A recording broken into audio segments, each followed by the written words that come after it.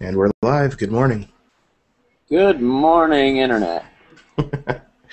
um, so yeah, you were just asking about how the VPS is working out for me. I have to say I'm really, really, really glad that I upgraded. Um, if I hadn't upgraded, the traffic from that ASIC video would have completely destroyed my website. Hmm. And is it with Namescheap, or who was your hosting company for that? It's VPS 6. They accept Bitcoin. Oh, really? Yeah. It's like a $30 a month plan. I think it's a Zen VPS with a gig of RAM. It's a pretty good VPS. It handled last night pretty solidly, which is, I mean, I moved to that from shared hosting, and the shared hosting that I was on, somewhere around, like I think my previous record was about 250 users on site at once, according to Google Analytics real time. Um, and at 250 users, it was crawling. It was painfully slow. Hmm. Um, This one I had 870 something at my peak last night, and it was perfectly responsive. That never even ate into half of the memory and so on. It's real. I mean, the CPU is actually. I expected memory to be the big, crazy taxing resource issue, and it actually turned out to be CPU. And I mean, it's even that's amazing. I could have handled double that load. Awesome. Good to Yeah. know. Very good to know. I mean, that was just glancing at my stats. I had almost 23,000 page views yesterday and almost 10,000 so far today. It's way more response than I actually ever thought I was going to get, and way faster than I thought I was going to get it. Cool. So it's been. There was about an hour at the very beginning when I just saw that number continuously climbing, and I started to panic. And I was like SSH'd into my VPS, and I'm like running top in one window, and I'm trying to. I think at one point it was a little bit scary, like it was actually gonna go down, like there were some resource problems, and then I threw Redis on as a front end cache, like hot, which is not something you're supposed to do hot. Hmm. But I had no choice, so I did it anyway and managed to survive the night. So Nice. Yeah, I currently have a DreamHost VPS that I'm really unhappy with, so being able to switch that would be good. I do a lot of live streaming through there for stage shows, so I need something that can handle a lot of traffic. oh yeah, like I said, BPS 6 Zen 1024 handled last night beautifully, and I think at my peak I was doing about 400 HTTP requests per second, and it could have easily handled double that. Nice. Hi guys. Hey, good morning. Hey, how's it going? You guys decided to jump over to this one, huh? Yeah, well, we heard that's where all the action is. That's where all the cool people are. Looking that Hey. way. So Mount Gox down again for 2 hours now. They're down right now? Yeah. We were talking about on the other channel how Gox is.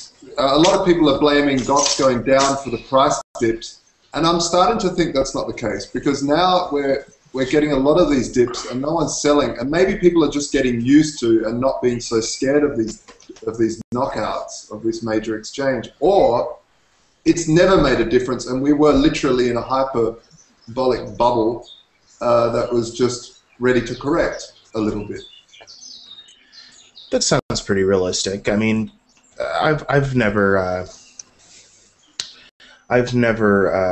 been in that oh my god, Gox lag is destroying Bitcoin camp. I think it's a little crazy. But it seems to be a popular concept. I mean, anytime one exchange controls, 80% or so of the market, there's some potential danger there. I can appreciate why people are frightened of someone having that much control, but I don't think Gox's lag has anything to do with these crashes. I think they're just normal market forces, but I think that one of the things that's really weird and interesting about Bitcoin is there are a lot of people who are in Bitcoin who have no economic or trading background whatsoever, who, despite that, are doing economics and trading. And that creates kind of reactionary, panicky people who freak out and dump their coins at the first sign of trouble. And I think we're or the last either educating those people or weeding them out.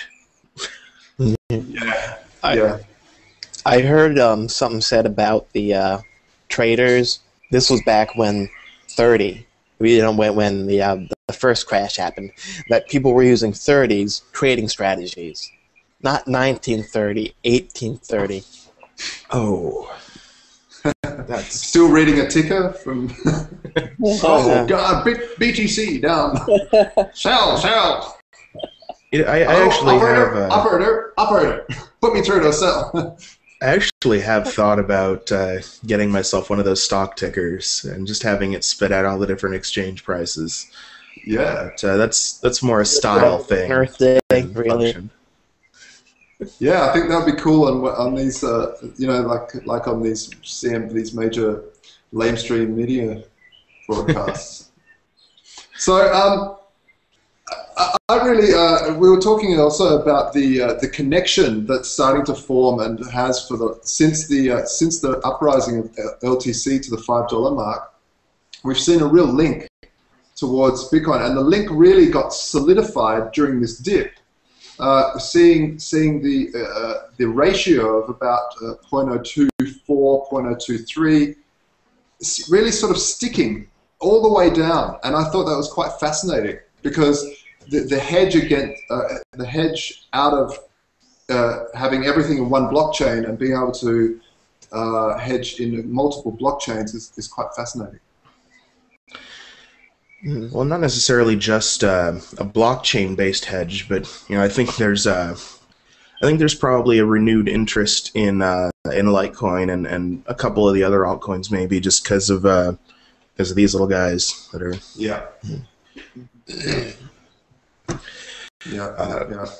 ASICs are kind of changing the whole mining game, and I think there's a crowd who dislikes the idea of hardware accelerated mining and would rather be in something that's, obviously, a Litecoin was originally supposed to be immune to hardware-based acceleration. That turned out not to really. There's Reaper now, you can GPU mine Litecoins and things like that, but it's still harder to accelerate. You don't get quite the hash rate on GPUs that you do, and it's still way more difficult to make an ASIC. Yeah, but I think someone was mentioning on the other channel that they're now jumping across to Litecoin because of this, and that makes a lot of sense. But I also think that ASIC production will ramp up as well as it becomes so popular that they always sell out. Of course, someone else will jump in the game, and we might see an upscaling of the production. Talking about Bitcoin trading, one of the big news has a Bitcoin stock page on one of their websites. I forget who it was, but I'm looking for it. The other idea, this whole merging of Litecoin and Bitcoin in the blockchain somehow to stop a 51% attack. I was wondering, coding in my sleep, what you thought of that. I don't know if you've heard of it. I actually haven't heard of that one. I'd be happy to research it and get back to you. Yeah, I've put a link in the little notes here. Oh, that reminds me, we had one detractor last time around who had linked me to, I'm trying to find it again, linked me to a PDF claiming that Bitcoin wasn't actually decentralized, and it was from, I can't remember who, it's actually a fairly well-known cryptographer, but it was someone who had created their own digital currency at some point in the past that had failed pretty dramatically. Is that the MMM guy? No, I gotta find it. It was... Let me look at the previous YouTube video because it'll be on there. It'll be in the comments. But basically the claim that was being made was that Bitcoin wasn't decentralized because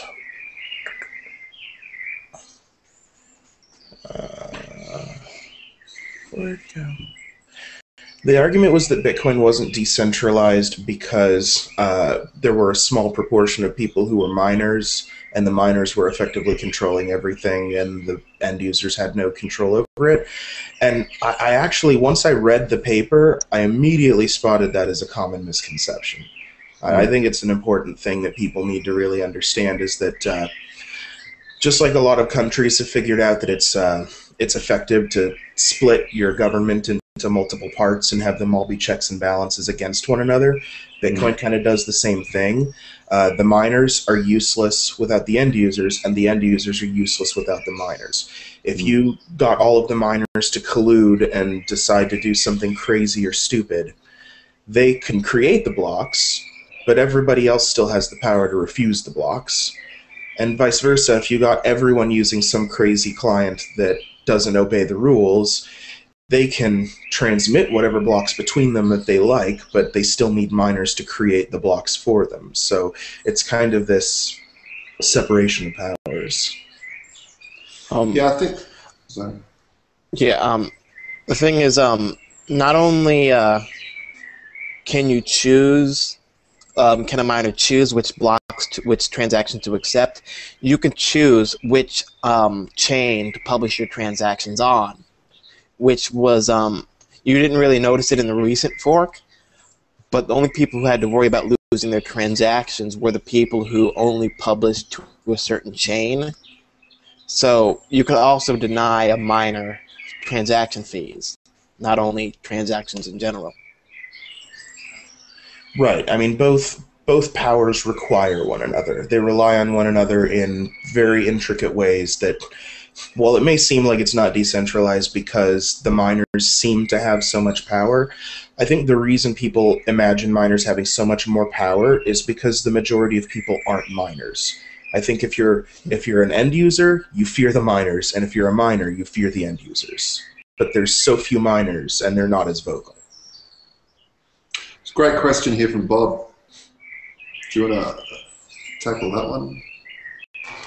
Oh, let's see. Traceability of Bitcoin transactions.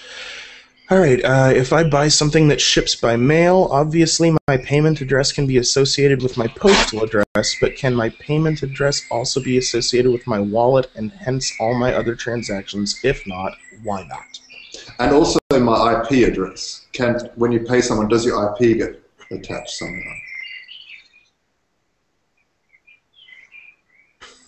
It depends entirely on how much, on how many logs are being kept, right? So, like, let's say you're buying drugs from Silk Road.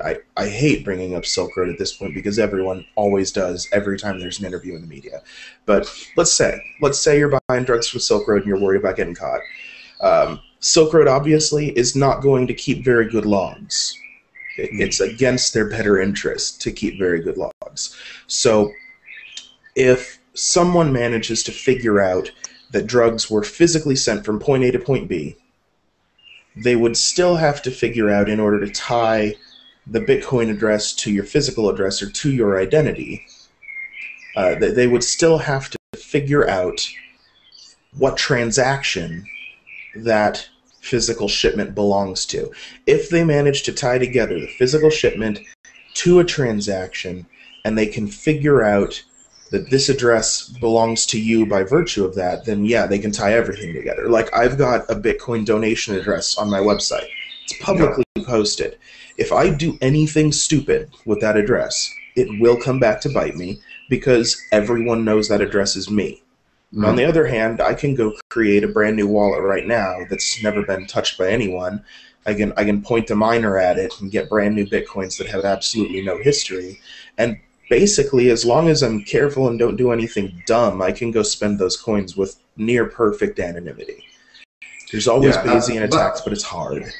But also, there's some concepts now of what was it, clear coin or clean something, where they were trying to figure out how to wash coins by buying into another blockchain. Yeah, it wasn't a mixer, but it was similar. It was sort of you buying into another blockchain to then sell. I've forgotten what it was called. Basically, what it is mining contracts. I'm not sure. I have to try and dig it up. Basically, the concept, Bob. I'm going to get to Jesse's comment in a second here. Bob also says, but if you transfer coins from a known wallet to an unknown wallet, then the jig is up, right? Yeah, basically. Because Bitcoin, you can trace all of the coins all the way back to the block in which they were generated. You can get every single transaction in all of known history. You can basically, if I took coins from my one known address and transferred them to some other address so that I could use them to do something stupid or nefarious or whatever, then yeah, it's pretty easy to look at it and say, oh, well, Dave sent these coins to this other address and then this other address spent them on whatever. And while it would be difficult to prove that I control that second address, depending on the timing of the transactions, you could say it's pretty likely that I control the second address too. Yeah, but there's also there's a zero coin. That's what it was called. Okay.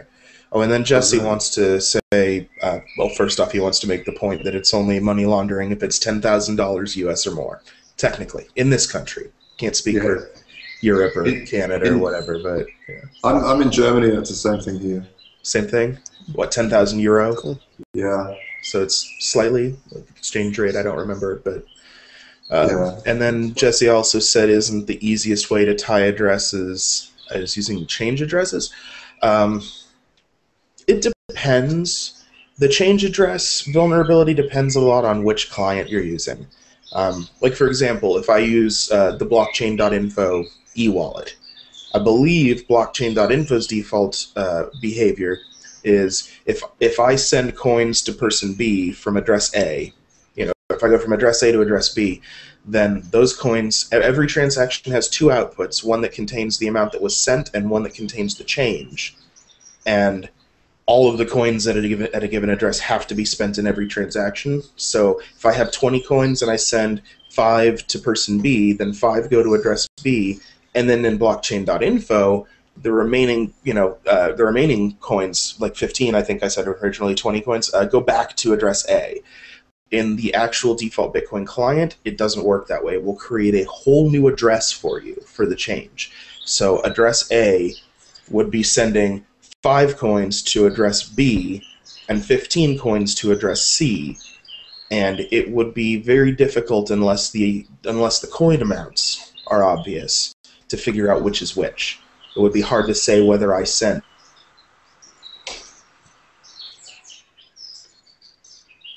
5 coin change from sending the 15 coins to the other address. I just linked to this zero coin idea. It's a fascinating read. It's a whole bit of a technical white paper, but it works together with Bitcoin to anonymize Bitcoin, and I think we'll like to truly anonymize Bitcoin. And I think we'll see more of these sort of technologies and ideas come along in the future. Bitcoin in and of itself is definitely not anonymous, but is in terms of an address sticking to your name, as we all know. But I think the notion that you jump into Bitcoin and all your money is secret is a bit of a delusion. All right, it's like it's very much like cash in that way. I mean, you can use cash anonymously. There are also ways that you can use cash that it can be tied back to you.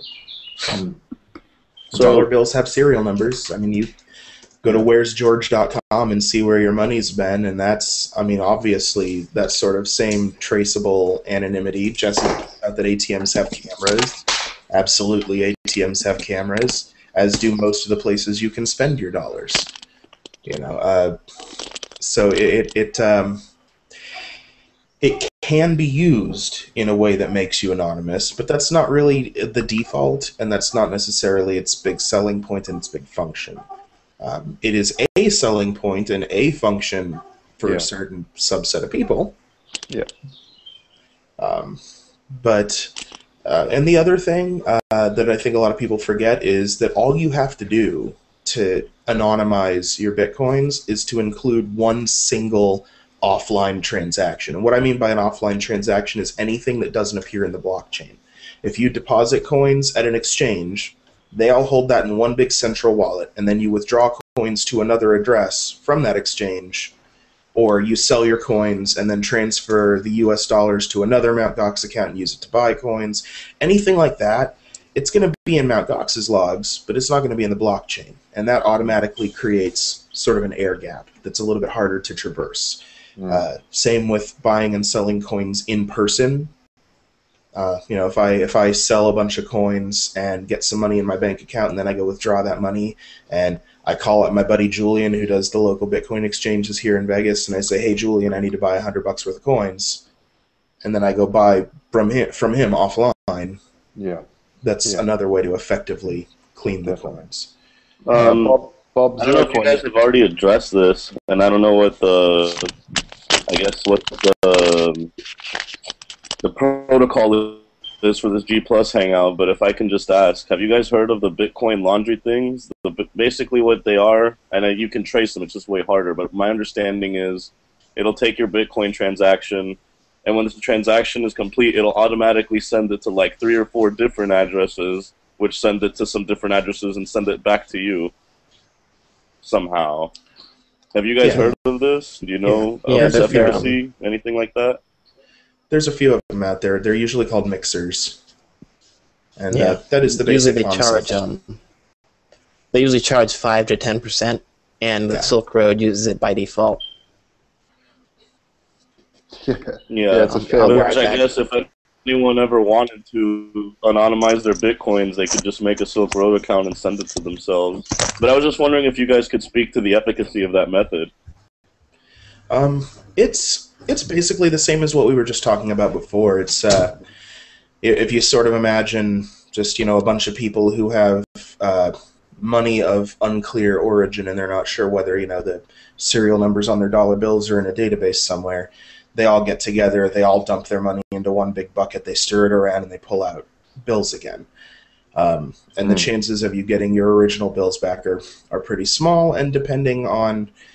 And you could also have multiple buckets and algorithms that move money from bucket to bucket and make it very difficult to trace the origin. That's basically what it's all about. It's about separating the coins in your wallet from their actual origin, because everything can be traced back. So it's pretty effective. It depends a lot on the volume of the mixer, though. In a very low volume mixer, you're going to dump your coins in, you're going to get some % of your coins right back. So you have to have enough volume that it's unlikely that you get any of your original coinage back. Yeah, I see. It's like going to a swinger party with only 2 people. You're going to pull your wife's keys out, aren't you? Yeah. Got it. So you got that's an analogy I've never heard before. You want some volume there? No, just... Oh, I missed something funny, didn't I? Damn it! Minorly funny about swinging with your wife.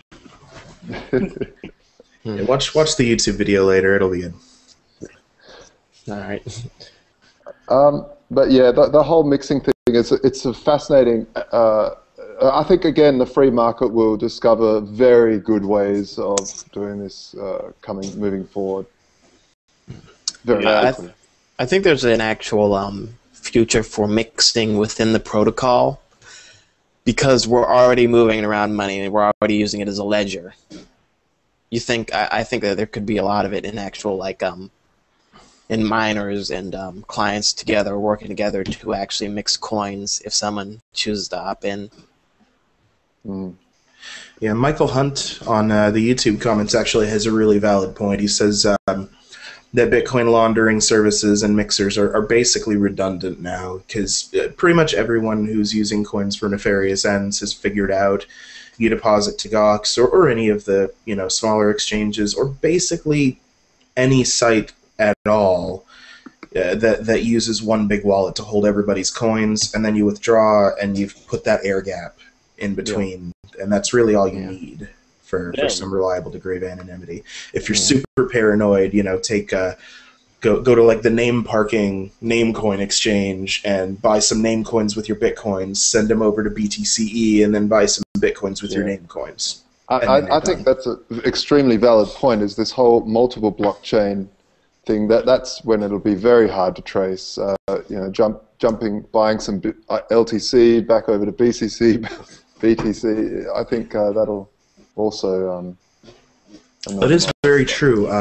There is one important point, though, which is that in order for that to actually work, the exchange of money between different blockchains has to remain unregulated. If at some point, like in the US at least, the government decides that Bitcoin, Litecoin, and Namecoin are all legitimate currencies, and anything based on them are all legitimate currencies that have to be controlled the same way the US dollar is, and then they come in and say, hey, now all of your, know your client or know your customer rules also apply, and now you have to have IDs at all of these exchanges, and they have to keep really good logs of the transactions between different coins. Then you run into the problem again where you need the mixer. I think what would happen, though, is that someone in some other country that doesn't give a crap about that, like some obscure, some obscure country. I mean, this is how Pirate Bay and stuff's got around. They've just moved servers to countries that Gavin would have to move to work if it becomes regulated, most likely.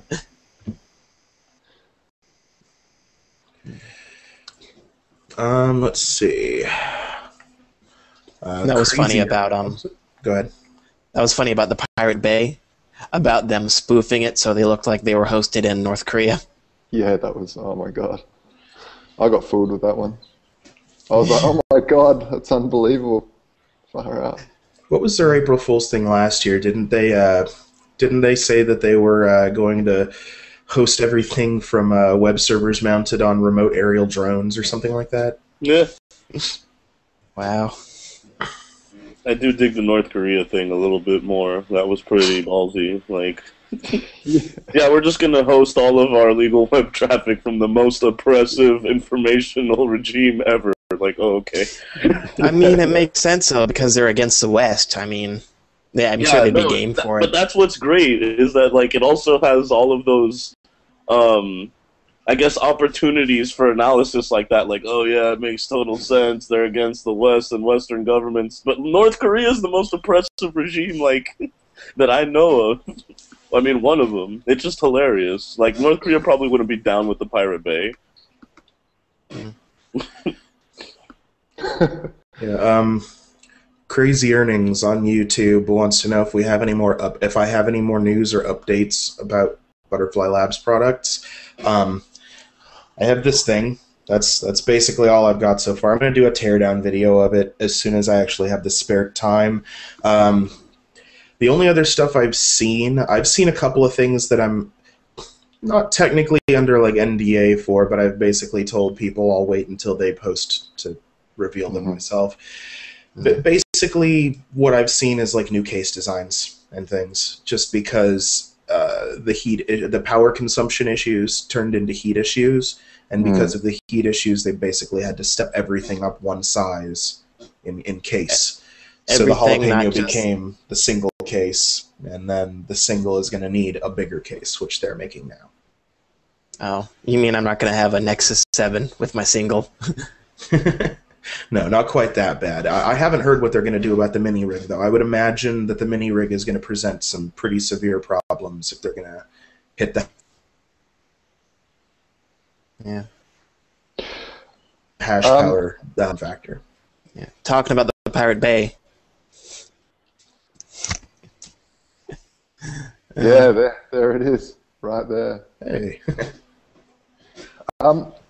So one thing that sort of got my goat up is the pseudo alternative media like Alex Jones and Health Ranger guy, Mike Adams, now saying it's all over, the dip, it'll never be used as currency, and all this stuff. The thing is, it's being used as currency, and it's really important that people actually look at the facts. And that's the beautiful thing about Bitcoin is you don't need to believe, is it being spent? You can actually go and see how much Bitcoin is moving about. I just bought a laptop with it. I mean, hell, that's like a pretty serious transaction. That's not something to sneeze at. That's a serious consumer transaction. Totally. It is. Did you get it from a website, or did you get it from I got it from person? Silk Road. No problem saying that. It's just a laptop. Okay. Yeah. Is it a laptop plus? Silk Road. Yeah. What? Is it a laptop plus with like certain software on it, or is it just? Yeah, it's a laptop plus. It's got like VirtualBox, TrueCrypt, the drive's encrypted. It's got like the BitTorrent, the Tor network BitTorrent client on it, all that fun stuff. I would never trust somebody else to set up my hard drive encryption. It's a gift, but I can look through it easily. I'm going to. Yeah. I have my own computer, but that's more for gaming, and then I have this one, which is just for like using things that have my consumer data, like Google. You just might want to keep an eye on your traffic, network traffic, and your power usage to see if it's being used when you're not using it. True. Yeah, good looking out. Speaking of being able to track whether or not Bitcoin's actually being used, I'm looking at blockchain.info stats right now. In the last 24 hours, $23.7 million worth of Bitcoin have been transferred. How much of that is Satoshi Dice? I have no idea how much of that is Satoshi Dice. But one of my favorite statistics, PayPal published their 2011 Q4 earnings report, and in there's a line item that says this is how many dollars per second we transacted in Q4 2011, and the amount is somewhere in the neighborhood of like 450 million. So every now and then I'll just go take our transaction volume, divide it by 450 million, and figure out what % of PayPal we are. Good. Nice. That should be a running ticket. Yeah. I do know the guy who runs blockchain.info. I could probably get him to throw in a chart. Why not? Yeah. Actually, this is one thing that I'd like, Coding in My Sleep, really love you to talk about, is blockchain.info, and why is it safer than my wallet or whatever it was back in the day that took took everyone's bitcoins. Why is that a secure way? It's a very clever way of running an e-wallet service. It still provides you with all that kind of people on YouTube are crying that we mentioned PayPal. Sorry.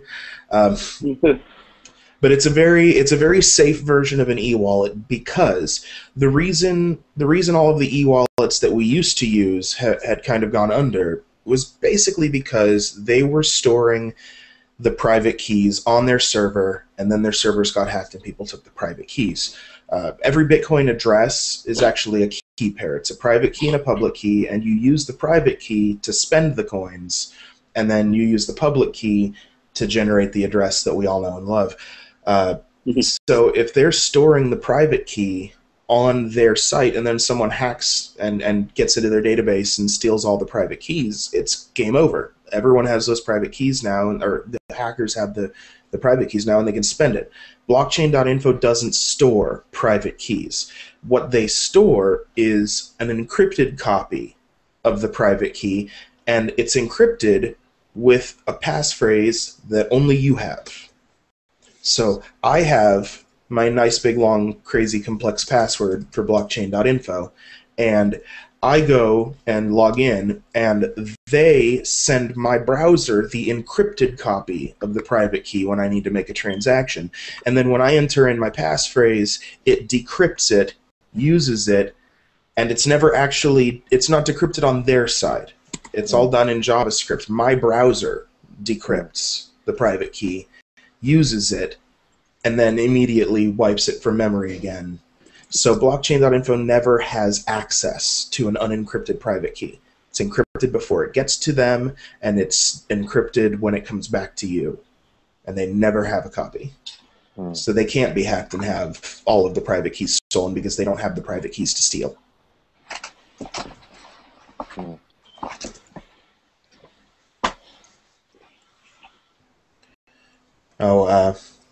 Someone on YouTube wants to know why I'm not mining with the ASIC right now. That's because it's noisy.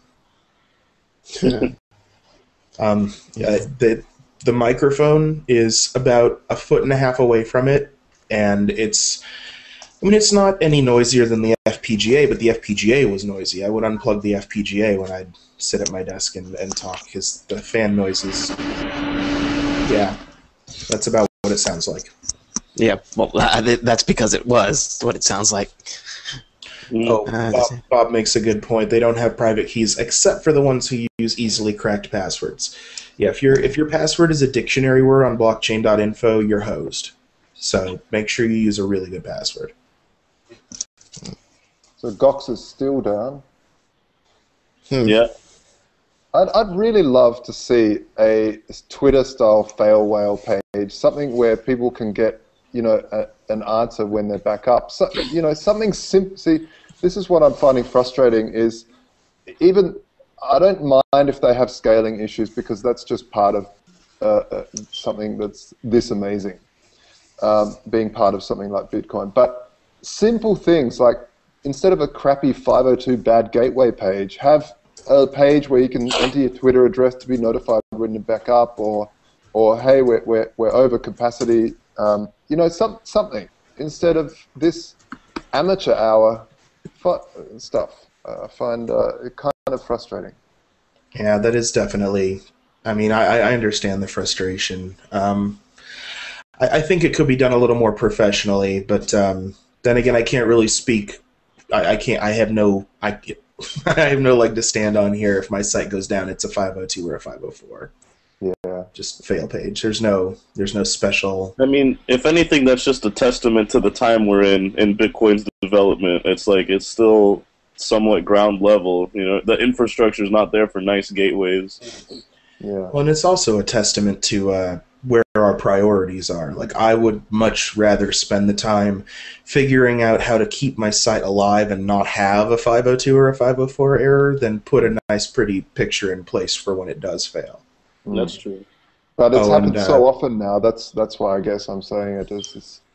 It's taking them longer to and look to Mount, because everyone always is bagging Mount Gox, but I'd just like to put a shout out to them to say, hey, they haven't been hacked since the last major database dump that happened before the $30 crash at the first time around. So I think they've done pretty well to secure their service up to now, and I think that's kudos to them. Oh yeah, they've definitely improved. And they're actually one of the companies that makes me feel better about my domain name too. It's like I every once in a while someone will come to one of my pages and be like, "Why don't you get a domain name that says Bitcoin in it? Because your domain name doesn't have anything to do with Bitcoin." And for a split second, I start to feel bad, and I'm like, yeah, I probably should have done that, and I should get one, and I should migrate. And then I'm like, wait a minute. The biggest exchange is the Magic the Gathering online exchange. Yeah. So I'm not worried about it anymore. Love that fact. Who would have thought? Oh, and Michael Hunt on YouTube says to hook the miner up to a laptop in my garage. I live in Las Vegas. That would work right now, but sometime around June, it's going to get to be about 112 degrees outside, and my garage is not air conditioned or that well insulated. Yeah. I actually had my friend's miner, my roommate's miner, running in my environmentally controlled grow tent for a few months in 2011. That shit was perfect, not gonna lie. Oh, wow. Always 71 degrees in there because of the cooling fans and stuff. The thing just ran great. It's already super noisy. The noise didn't matter. It was beautiful. Yeah, like unless the Butterfly Labs guys like explicitly want me to like pressure test this thing in ridiculously hot environments, I should keep my mining indoors. Yeah, absolutely. In Vegas, Jesus Christ. How? Well, yeah. Talking about that, Luke had a scare that he fried his little single. Oh yeah. Yeah, I How don't did he know the pull that details off? about it, but Oh, okay. he was in the Allegius free node channel, and he was like, "Uh-oh," and I was like, "What happened? Did you fry?" And he was like, "No, but it was a scare." It's always like pretty much everything with these is a scare because they're so new. They're so new that if you plug them in and everything doesn't just run perfectly, it scares the crap out of you. Oh yeah, I mean, my when mine runs hot, my FPGA, you could tell it's not running ideally because you get more stale. It's just running not ideal. Yeah. But now that it's actually the AC is on, it's actually R74 HW equals 44, and I have like 40,000 submitted shares. When it was hot, it Yeah. was a lot higher, like 1%. Yeah. YouTube viewer wants me to confirm whether or not the ASIC will work with the Raspberry Pi as a host. Not entirely sure about that. I have a Raspberry Pi in my closet. I can dig it out and test it for you. It shouldn't. I can't see any reason why it wouldn't. BFG miners. If BFG miner works on the Raspberry Pi, then the new version should also work on the Raspberry Pi. There's nothing crazy low level about it that should make it matter really. But yeah, sure. I'll plug it in and test it for you. Why not? What kind of power use? So, Do you have any issues with like your power bill with the new ASIC? Just out of curiosity. in the YouTube video, he has it plugged up to a kilowatt. God no. I can get the link.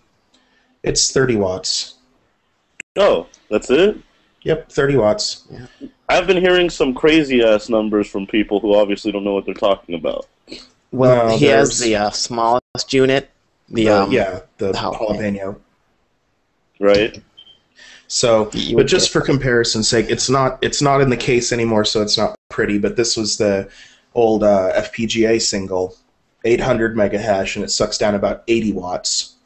And then this is the ASIC unit, and it's 5 gigahash, and it sucks down 30. Oh, I must have been hearing about the old unit.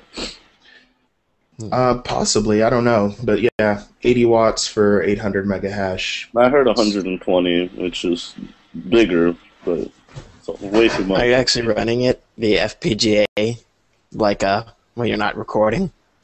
Not right this second. That's mostly because there's a great big huge fan on the top that everybody sees all the time, but there's also this little tiny fan on the bottom that cools some of the comms circuitry.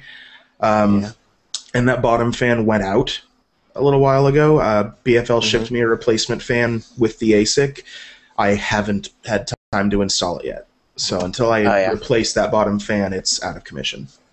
Yeah, I had to unscrew mine, but it looks like you have a different heat sink on the bottom than I do, so you might have had a different build. But I ended up unscrewing mine and sticking that outside of the case because it was just overheating so much. But once I actually removed the fan, it was running fine. Somebody on YouTube wants to buy my FPGA. I'm not sure you want this one, bro. Just saying. Just wanted to. Has anyone mined Litecoins with the FPGAs? Not to my knowledge. You'd have to make an alternate bit stream for that, and I'm not sure where progress is at on Litecoin mining FPGA bit streams. Maybe that's what BFL is going to be doing with the FPGA trade-ins. Instead of like selling them to medical research, they're just going to mine Litecoins. Wouldn't be a bad idea. Yeah, but I don't know. Mines are going to be traded in, so. The whole something that I'm constantly hearing in terms of a pricing FUD. Everyone just keeps going on about how shops can't use this. It's totally unstable. And again, I'd just like to address that from an economic standpoint, that this is not a currency that's just been born by a state and then given a peg to something else like oil, corn, or another currency. It's literally something that we haven't seen in a long time in currency. We've seen it in other free market things, but it's finding its fair value. It's finding its fair value, and this is something that no one in the media, they just keep on going, it's over, no one can possibly use this. But while finding its fair value, it's going to be all over the shop because no one really knows what is the value of Bitcoin. What is the value? What is a fair value?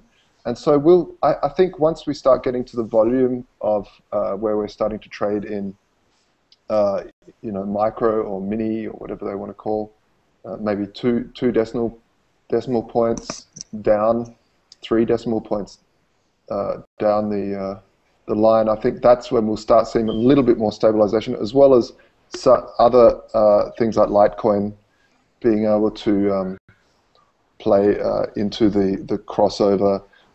I think we'll see a lot more stable markets and people being able to rely on.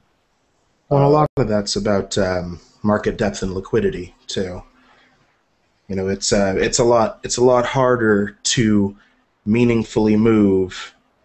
It's a lot harder to meaningfully move a $5 billion market that does $3 billion worth of trades per day than to move a $1 billion market that does 10 or 20 million per day. And again, that comes down to these decimal points moving and people actually valuing not 1 Bitcoin but 0.01 Bitcoin because of that volume. People having to deal with a more valuable whole number. Yeah. There's a lot of different names for different decimal places of Bitcoin. There's a BitMill, there's a microbit, there's even some people use Does it not go all the way to the nanobit? It's what is it? Decia, Centia, Miller, all that stuff. Yeah, it'd be good to figure out, I'm sure people have, but how to actually discuss these values, because I think the more people get this, and I think someone mentioned it, was it in the last show or something, about when people think of 1 Bitcoin, everything's in 1 Bitcoin for how much dollars or how many euros, but really, when they say, $200 for 1 Bitcoin is ridiculous, but if you say $200 for 80,000 Satoshis, or whatever it is, then it seems kind of cheap again. And it's just this psychology of... People also don't take into account when they're giving exchange rates to Bitcoin, like dollars to Bitcoin or whatever. Bitcoin is made to have, 21 million total at its height? And dollars, obviously, there's way more than $21 million. It just makes sense to compare dollars to a centib Bitcoin or a millibitcoin due to the volume of them produced. But yeah, people are like, what? 240 for 1 Bitcoin? You're right. Yeah. I think the unit issue is definitely a big problem. I think there's this mental gap that we have to cross with people. I think people are used to this idea of stocks where you can't buy a tenth of a share. It's the share price is what it is, and 1 share is your minimum buy-in. So if you can't afford 1 share of Microsoft, you just can't afford it. So I think they look at it that way. They're like, oh, well, if I can't afford 1 whole Bitcoin, then I just can't afford to be in Bitcoin. I don't think they really stop and think about the fact that it's very divisible, and you can buy, a millionth of a Bitcoin if you really want to. Michael on YouTube says that mainstream brick and mortar shops' main issue is confirmation times. I actually don't know that I would really agree with that so much. There are only a handful of exploits out there that are capable of creating problems with zero confirmation transactions, and for the kind of transactions that your average brick and mortar shop is doing, I don't really see it as an issue. I see it as an issue if you're selling a car. I don't see it as an issue if you're buying a soda. Yeah, but saying that, if you're buying a car, you're willing to wait half an hour for confirmations. If you're buying a soda, in the future, when there's a lot, like someone builds a phone hack that just sends fake Bitcoins, in the future that might be a problem. But they might have insurance companies that deal with those sort of, you know. Yeah, having recently purchased a new car, a half an hour would be fast. Yeah. Yeah, Exactly. I hear you. It's have we actually seen an exploit where you can take advantage of that? There are two. And I'll tell you exactly what they are in as brief a time as I can, and why they basically, for like buying a soda, they basically don't matter.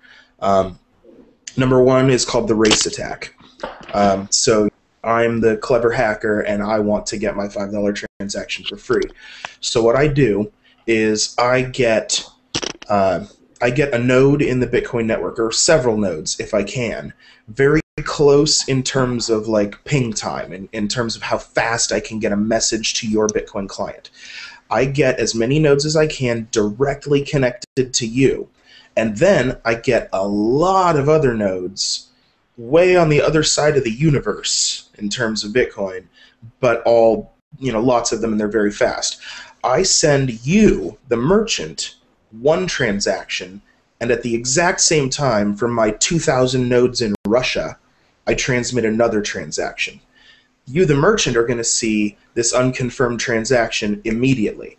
When this other transaction that started in Russia makes its way all the way across the globe to you, you already have a conflicting transaction, so the default behavior of your client is going to be to ignore that second transaction.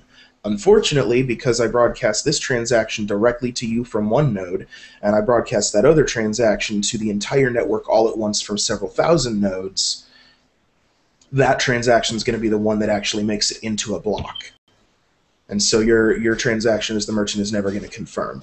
The reason it's not a big deal is, number one, it basically requires you to have a multi-thousand node botnet to get a free soda.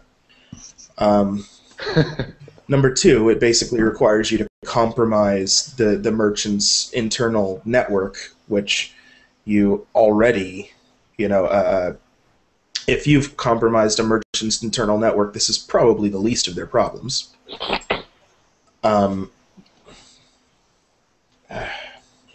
Sorry, someone's doing weird things with capture and taking my picture. It's very distracting.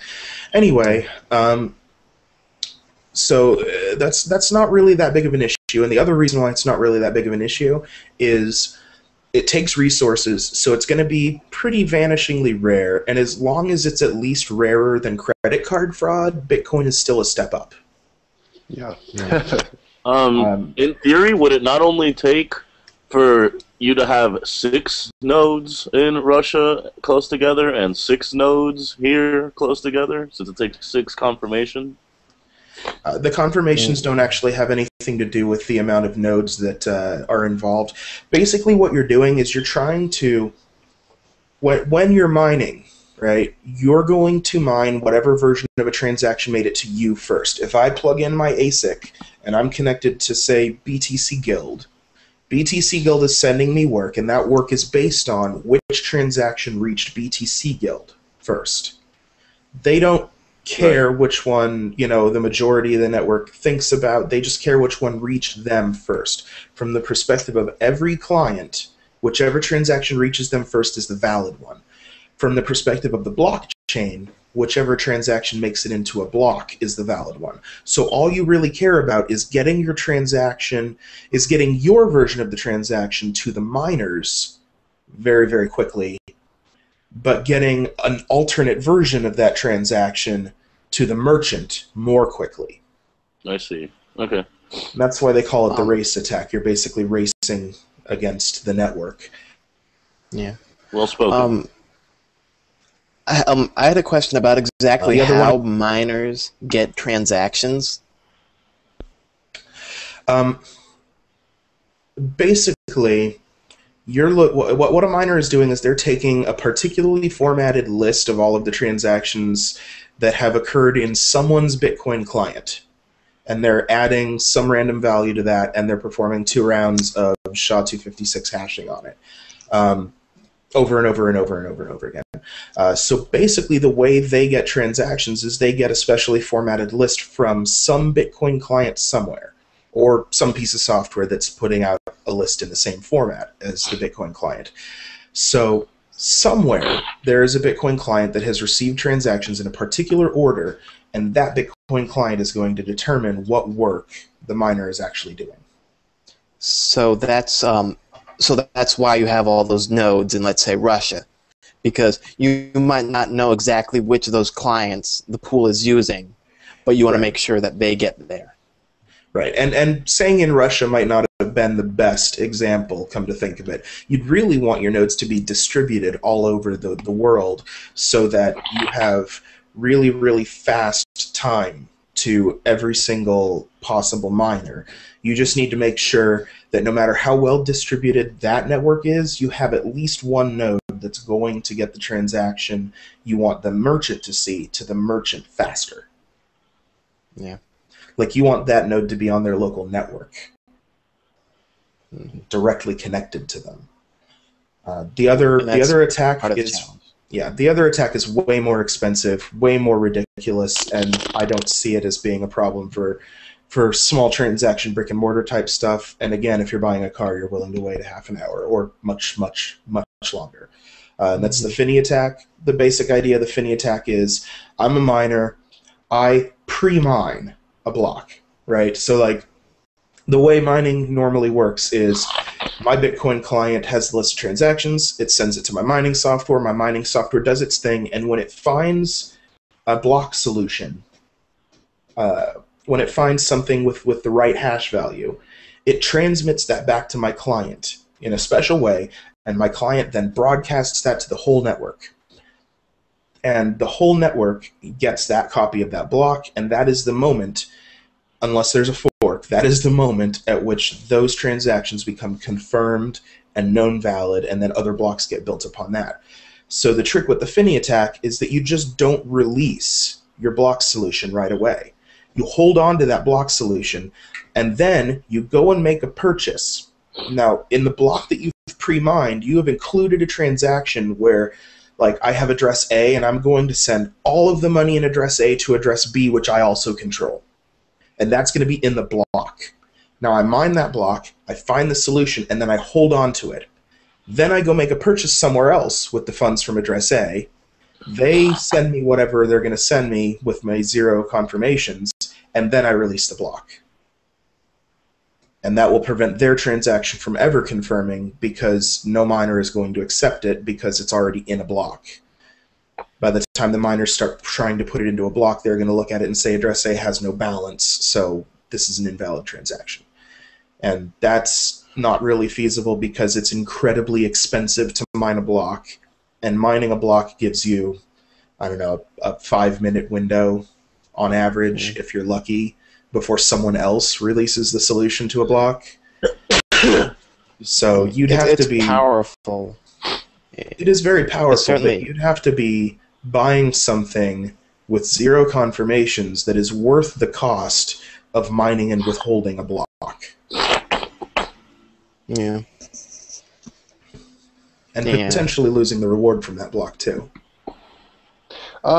Speaking of reward, I have a question that's been on my mind. If someone pays, if people paying fees, and the reward is 25 Bitcoin, are those fees part of that 25 Bitcoin, or are those fees on top of the 25 that a miner gets? Or It's on top of the 25. Yeah, if you go on blockchain.info, you see the reward for a block. It's usually kept at the top. You'll see it as 25 and change. Okay. Right. And that's The 25 is part of the initial distribution mechanism. Eventually, that part's going to go away, and it's just going to be the transaction fees. So how do you see, has anyone done some graphs on how that will work in terms of mechanism, in terms of economics of mining versus how many fees will be in a block? There's a lot of discussion of the economics of it right now. I can guarantee you right now, if all of the block generation rewards went away and it was just the transaction fees, at current difficulty levels, it would not be feasible to mine. It would not be profitable at all. So, I mean, the hope is that Bitcoin grows large enough with enough transaction volume and enough transaction fees by the time the block reward goes away, which is a long time, decades. But by that point, hopefully Bitcoin is big enough that the transaction fees will be enough to sustain it. And holy crap, there is the longest comment I have ever seen in group chat. I think it's a bunch stacked together. Actually, for example, if the 25 Bitcoin will go away, wouldn't then a lot of people stop mining, and then the system would, change the difficulties so that single miners start to have a chance again, right? So yeah, it's a self-regulating system. If for some reason all but 10 of the miners went away, the difficulty would start dropping until it became profitable again. So it is self-regulating, but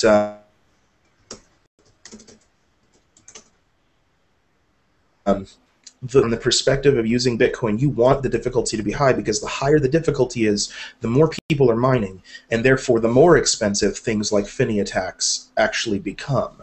The harder it is to break the security of the network, the more people are mining.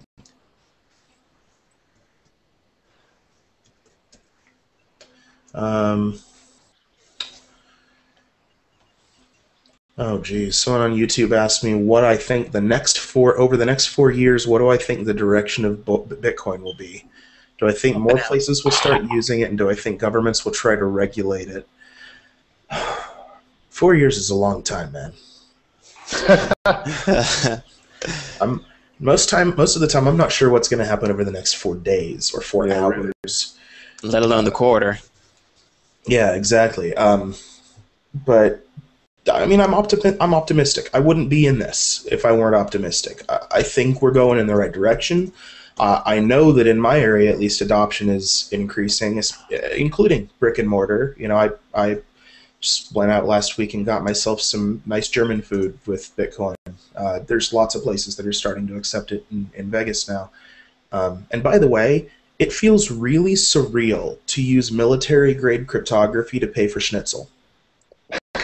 But I do see adoption rates increasing. I hope that continues. I think that it'll continue. I can't guarantee it any more than anyone else can. 4 years is a long time. I think part of this whole price jump is causing online retailers to go, I want to be part of it, and then starting to adopt Bitcoin purely because they don't want to buy the Bitcoins and go through all the stuff on the exchanges. They'd rather just sell their goods or services for it. And I did the same thing. I mean, I mine, but I mostly mine because I care about the security of the network and because it's cool and I enjoy the hardware and stuff. But I mine and it's profitable and I get some coins that way, but the bulk of my coins come from being paid for my writing and my services. And, I think there is a movement towards preferring to get your Bitcoins from payment for goods and services rather than buying them at exchanges. And I think that's a big step. I think it's really a huge deal. Yeah. But the thing is, I find this really kind of odd, but BitPay is one of the biggest payment solutions for Bitcoin. But if you were to tell all your friends to use BitPay, it wouldn't be as bad as telling all your friends to use Bitcoin Guild for their mining, just because Bitcoin Guild is typically so high, and there's so much competition for payment solutions. That's true. I mean, there is a lot more competition in that space, probably, so it's probably safer. But by the same token, I think any level of centralization is a trade-off. You know, when you centralize something, you make it easier to control, but you also make it more vulnerable to attack. And actually, in this case, most of the proponents of Bitcoin want neither the central control nor opening up to attack. So I think that BitPay is really good. In the U.S., they are definitely the biggest. I'm also a big fan of, well, it's not WalletBit anymore, it's BIPs. They're really big in Canada and lots of Europe. I don't know that I necessarily have a problem with the sort of regional pseudo-monopoly, but as long as there are competing forces, I think we're still pretty safe, maybe. Yeah. Oh, yeah. Yeah. I was asking if that's what you were talking about, Bezimeli. Yeah. For people who don't have the comments on the side or maybe watching this on YouTube, BitPay is a company that lets merchants take payment in Bitcoin, and it's a pretty handy service. Not only does it really streamline the ability to take Bitcoin payments on websites and in point of sales and in person, but you know, it also my personal favorite is it lets merchants keep some percentage of their money in Bitcoins and automatically get the rest deposited in US dollars or euros or whatever into their account.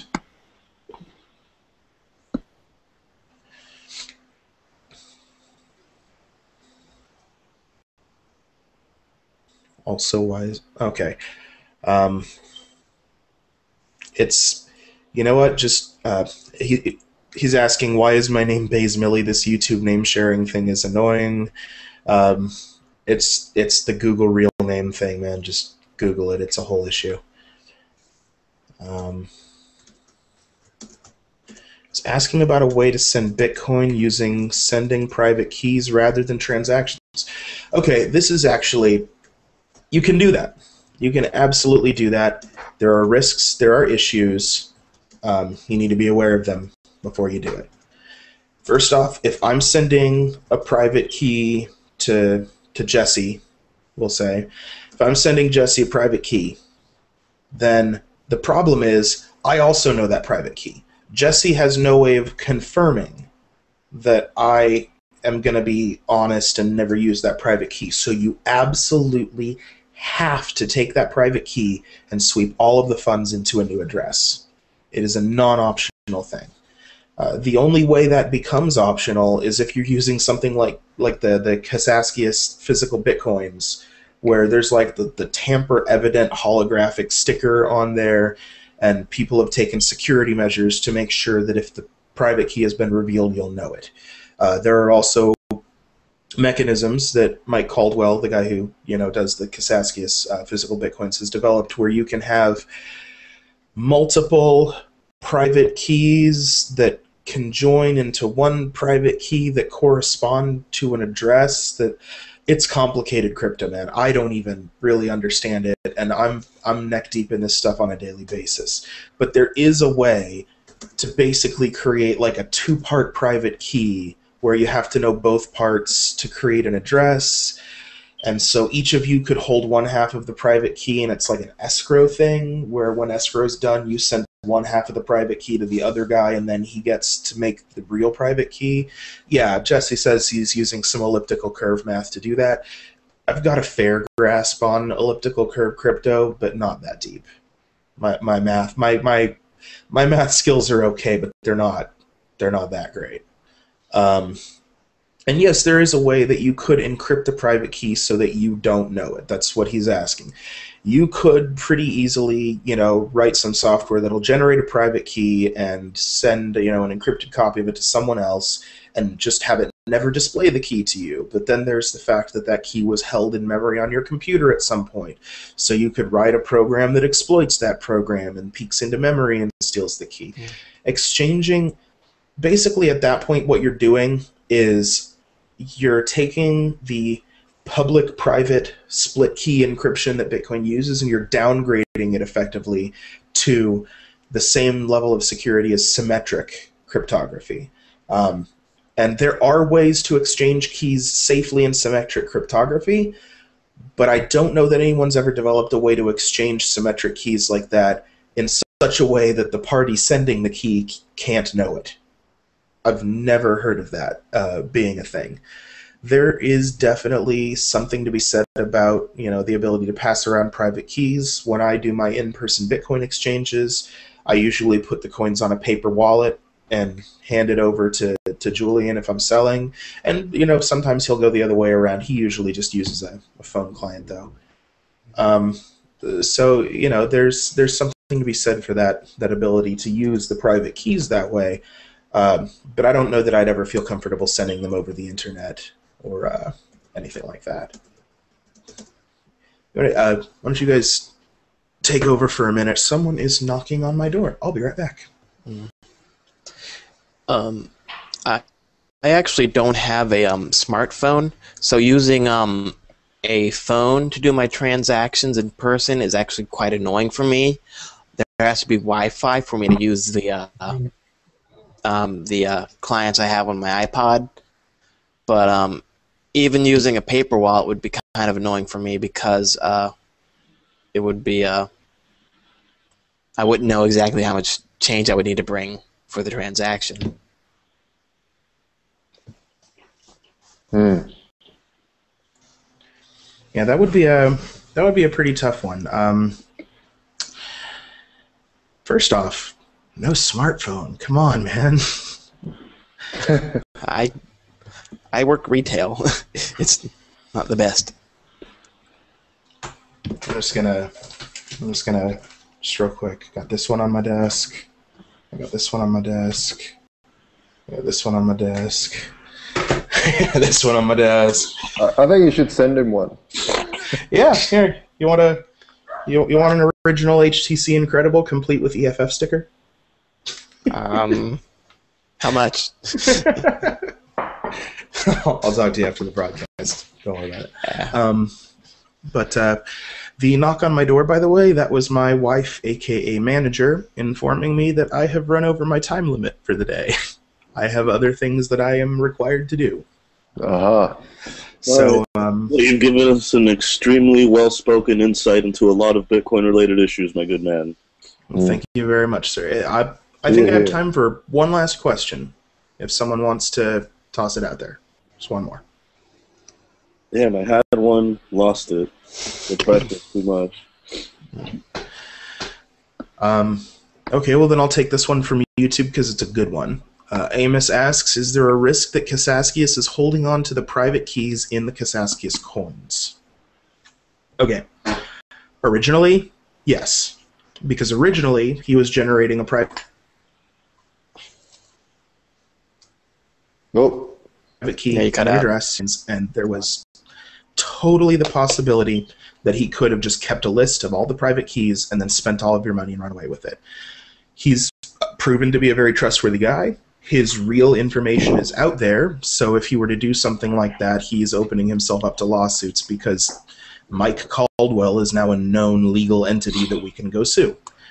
Now, it's not really quite so possible. Because remember that thing I was telling you about where he has the crazy elliptical curve math where it's a two-parter, and he can basically split a private key, so to speak, and have two different parties generate it and then generate an address. He's doing some very clever things with that right now where he generates half of the private key and then some other third party generates half of the private key, and then they're combined just for the instant that they're put on the coin and then immediately forgotten. It's still probably possible that he could get the addresses that way, but there's a lot more security behind it now. There's multiple parties involved now that only have access to, a fraction of the necessary information to perform the theft. So I don't see it happening anytime soon. If you want more information about it, about the specifics, you'd probably have to ask Mike Caldwell, because like I said, at this point we're getting too deep in the crypto. Like, I came to Bitcoin for the crypto, and I like crypto, but we're way beyond my comprehension level of ECDSA at this point. Hey, you guys passed my comprehension level years ago. Hey, and go ahead. It'd be great if someone developed a Bitcoin wallet for the Nokia 5110. For maybe people still have those. I was actually just talking about that the other day, about how there's this M-Pesa payment system in Kenya, I think, a couple of other African nations, that's really popular, and it's this mobile phone payment system. It's centralized and run by the government, but they actually have this pure digital payment system that works on their phones, and it's all written in like Java. It's all J2ME stuff that runs on those old Nokia, crappy, awful monochrome screen cell phones that we all had for so long. And I'm like, why doesn't someone port Bitcoin to that?